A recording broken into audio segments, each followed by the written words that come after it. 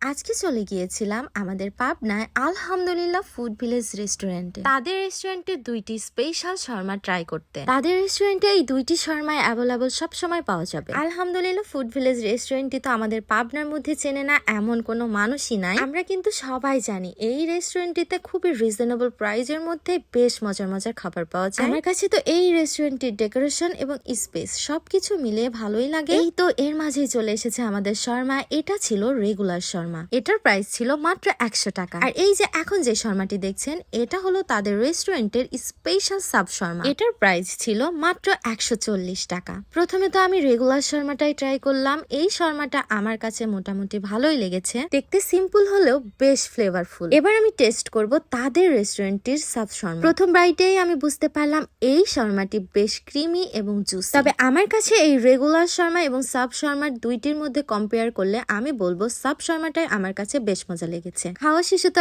এক glass cold drinks না খেলে চলেই না। যদিও আমি জানি এই রেস্টুরেন্টের লোকেশন সবাই জানেন, তারপরেও আমি বলে দিই আমাদের পাবনা শহরে আলহাজ সুপার মার্কেটের দ্বিতীয় তলায়।